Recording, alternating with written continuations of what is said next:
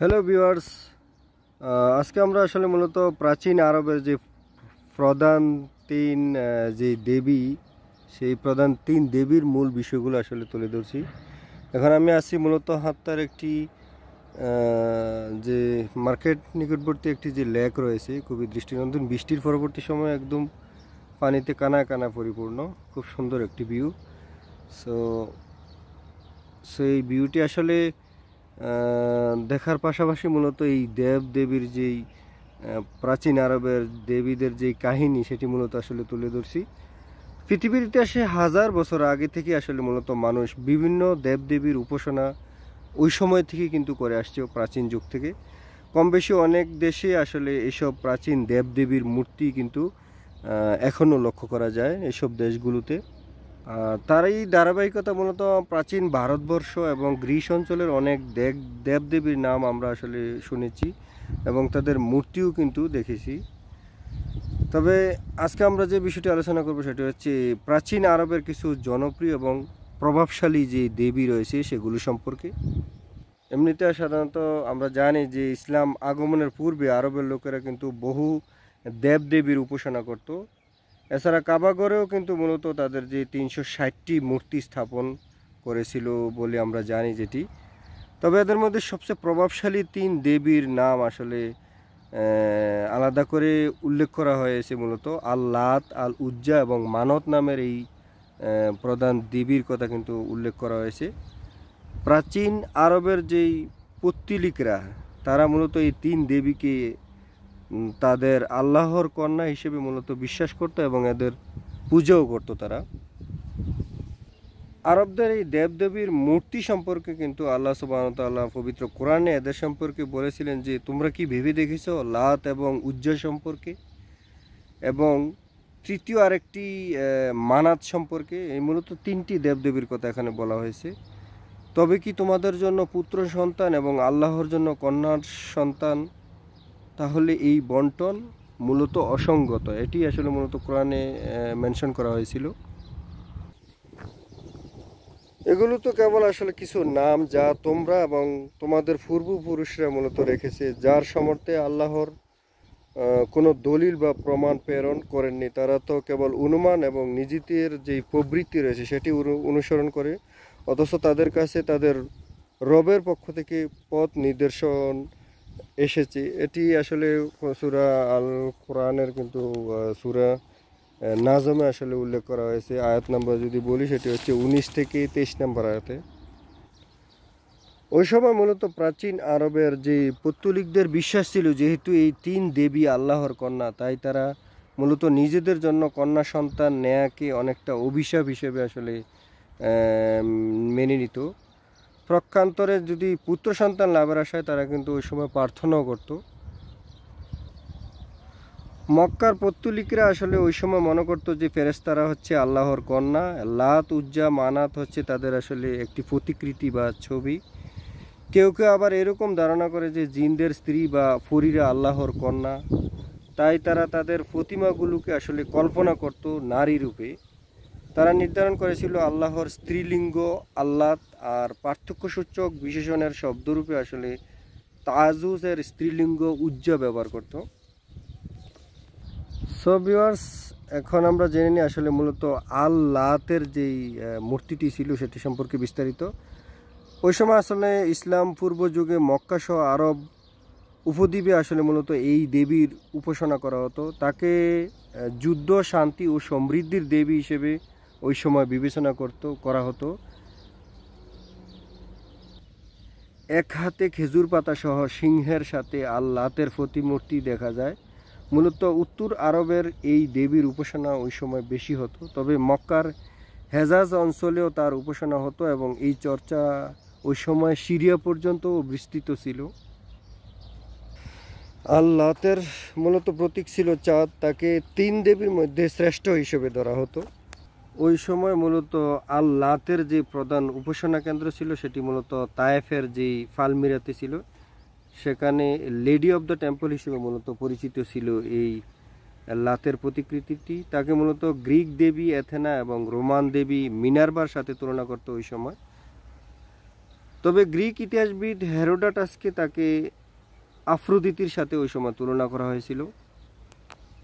পুরাতন কিছু উৎস থেকে মূলত জানা যায় আল্লাহ ছিল মেসোপটেমীয়দের পাতালের দেবী, যিনি এরেশিকিগাল নামে আসলে মূলত পরিচিত ছিল।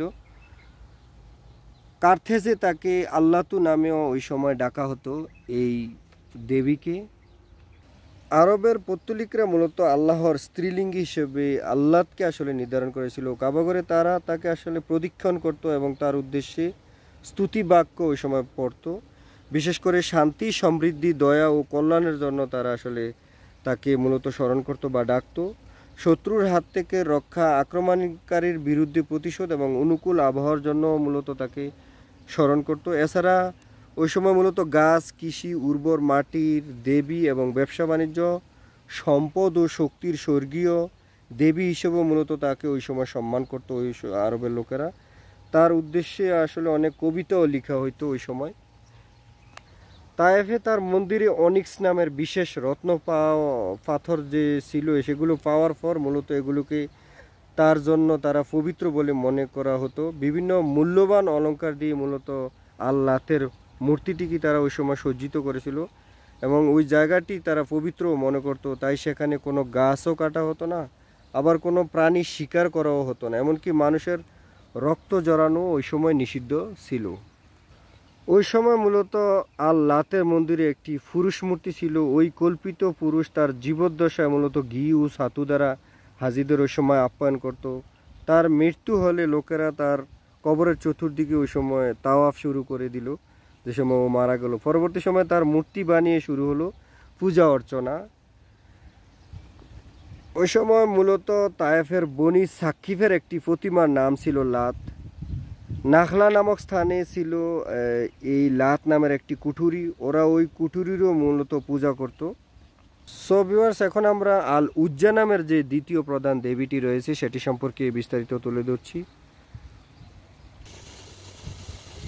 উজ্জা মূলত প্রাচীন তিন দেবীর মধ্যে আসলে মূলত একজন হচ্ছে আল উজ্জা। সে ছিল খুব শক্তি, সুরক্ষা ও ভালোবাসার দেবী হিসেবে পরিচিত ছিল। আসলে তাকে গ্রিক দেবী আফ্রোদিতে এবং রোমান দেবী ভেনাসের সাথে ওই সময় তুলনা করা হতো এই দেবীকে।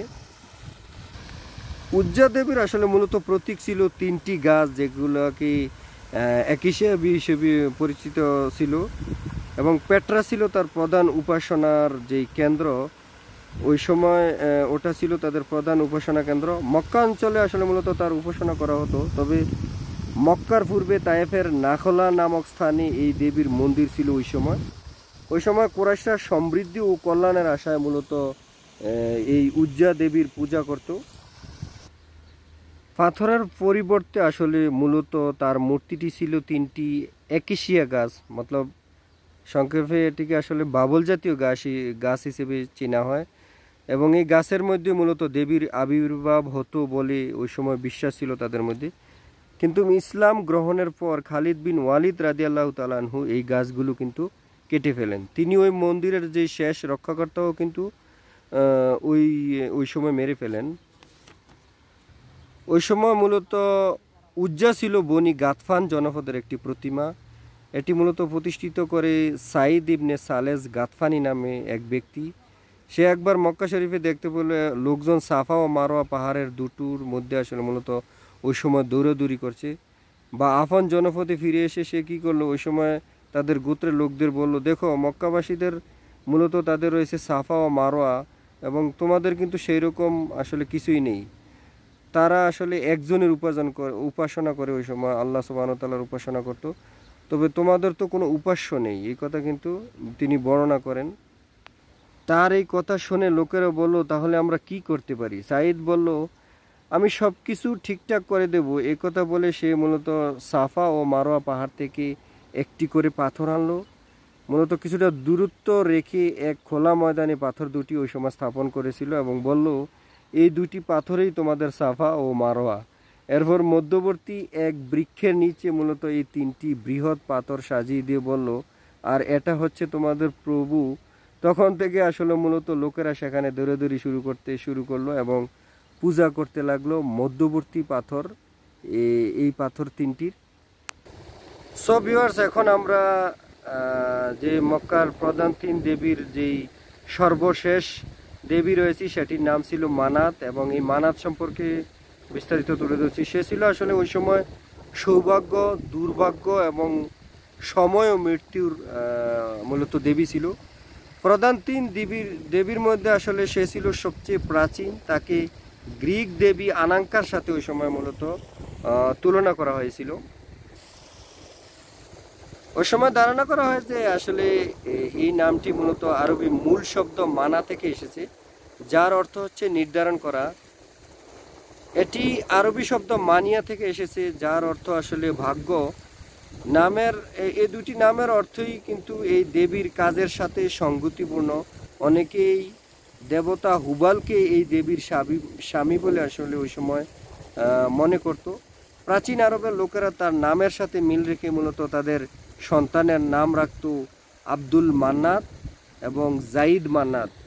এগুলো আসলে ওই সময় তাদের বাচ্চাদের নাম রাখতো এই নামে। ধারণা করা হয়েছিল যে ওই সময় যে মক্কা মদিনার মাঝামাঝি কোনো একটি স্থানে লোহিত সাগরের তীরে মূলত মানাতের প্রধান মন্দির ছিল।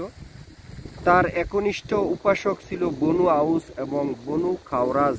ওই সময় কেউ কেউ বলেছে আসলে লাত, উজ্জা এবং মানাত আসলে তিনটি যে বিগ্রহ মূর্তি ছিল মক্কার মূল যে কাবা প্রাঙ্গণে। আসলে ওই সময় ইসলাম আগমনের পূর্বে লোকেরা সেগুলোর আসলে পূজা আরাধনা করত। এছাড়া পুত্তলিকেরা যে কোরবানির পশুকে মানাতের কাজে বা তাদের মূর্তির কাছে নিয়ে জবাই করত, এবং এই দেবীর প্রাচীন প্রতিমূর্তিটি ছিল একটি কাঠের উপরে আঁকা মূলত। উল্লেখযোগ্য প্রতিমূর্তির অবস্থান ছিল আল মুসাল্লালে। তীর্থযাত্রীরা ওই সময় যখন এখানে আসতো তারা নিজেদের মাথা মুন্ডন করত এবং তারা মূর্তির সামনে কিছুক্ষণ দাঁড়িয়ে থাকতো। তারা মনে করত যে এই দেবীকে দর্শন না করলে তাদের তীর্থযাত্রা আসলে অসম্পূর্ণ রয়ে যাবে। প্রাচীনকালে মক্কায় আগত তীর্থযাত্রীরা যখন কাবা তাওয়াফ করত, আর তারা মূলত আল লাত এবং আল উজ্জার সাথে মানাতের নামও ওই সময় কিন্তু স্মরণ করত, যাতে তারা আল্লাহর কাছে এই দেবীদের আশীর্বাদ ও সুপারিশ পেতে পারে। সো এই ছিল মূলত মক্কার যেই প্রধান তিন দেবী ওই সময়কার প্রাচীন আরবদের বিস্তারিত। সো ভিউয়ার্স, আমি আপনাদের বিস্তারিত তুলে ধরলাম। তো পরবর্তী ভিডিওতে কিন্তু আমরা ঐতিহাসিক যে ঘটনা সেগুলো বিস্তারিত বর্ণনা করব। তো সেই পর্যন্ত সবাই ভালো থাকুন, সুস্থ থাকুন। আল্লাহ হাফেজ।